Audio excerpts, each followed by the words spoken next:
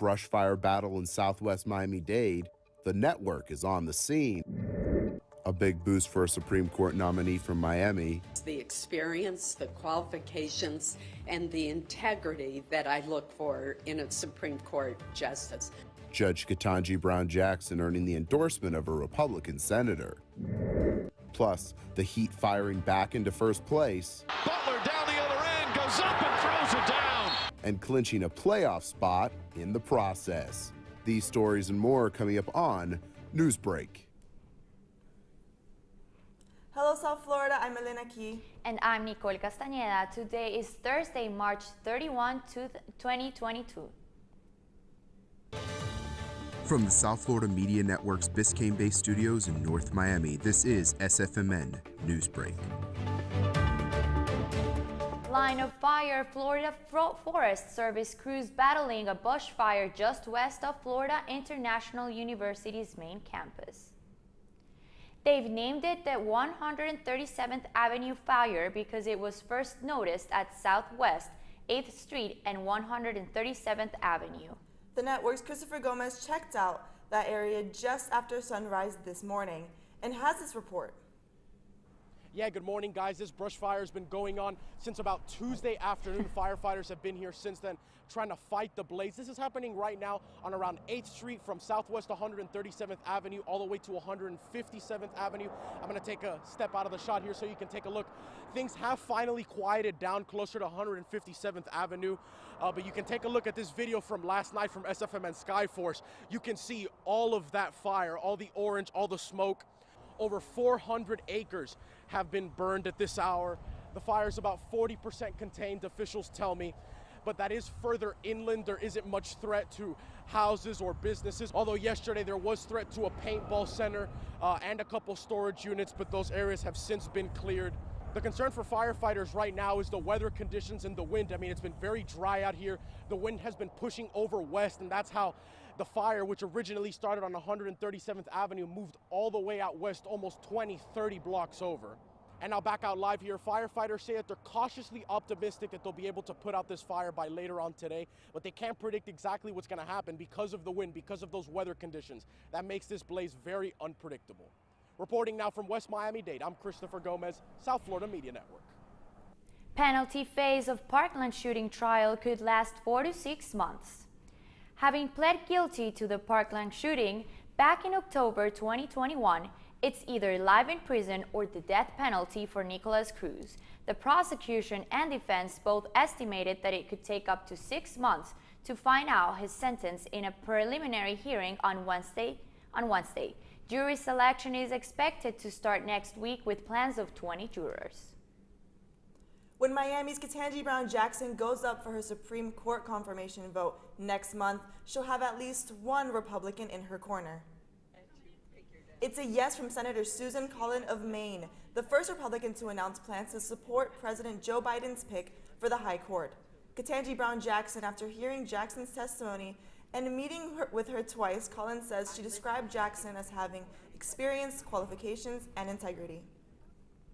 The Miami Heat left with a victory from Boston's TD Gardens on Wednesday night when it managed to beat the Celtics by 106-98. The Heat temporarily extended its lead on the Eastern Conference table to 2 victories over second-placed Bucks, which has 2 games in hand. The Heat will travel to Chicago this weekend when they will visit the Bulls at the United Center. A big change on cruise ships just in time for the busy travel season. That's still ahead, and so is this story.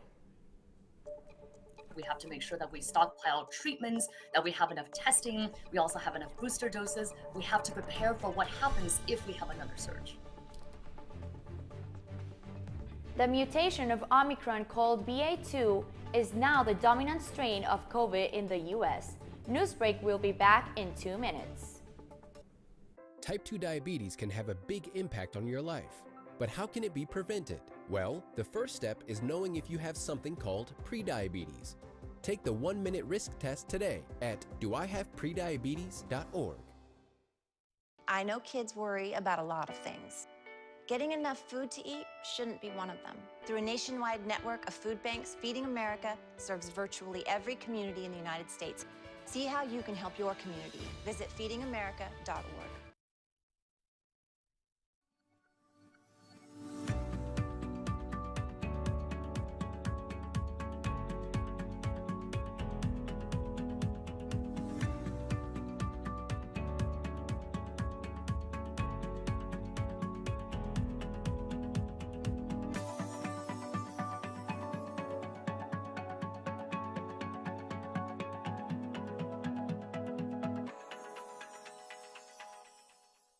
If a natural disaster shows up at your doorstep, you can't just turn it away. That's why it's important to prepare for emergencies before they show up.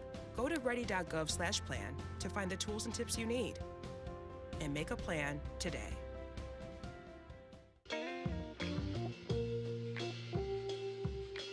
You really have done as much for us as you think we've done for you.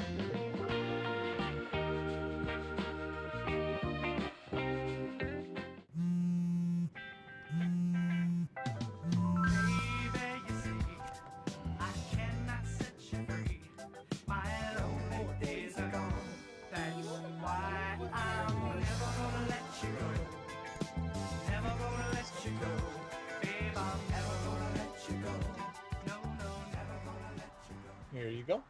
Thank you. Thank you.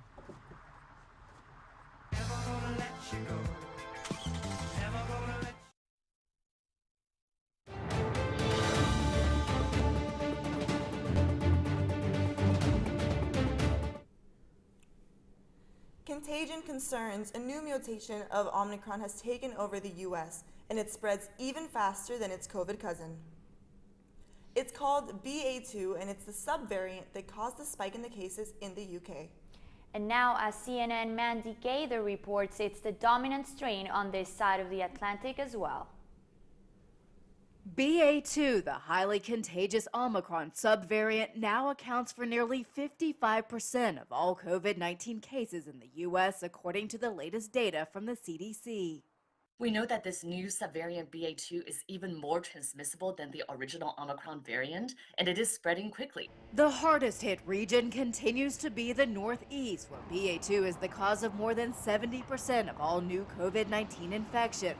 Health officials warned BA2, coupled with lower mask use, may cause an uptick in cases in the U.S. But I hope that there will be enough people vaccinated, combined with prior infection and recovery, that we'll be able to decouple infections from hospitalizations, and our hospitals are not going to be overwhelmed. Right now in the U.S., COVID-19 hospitalizations are near their lowest point ever. Still, health experts say we need to be prepared going forward.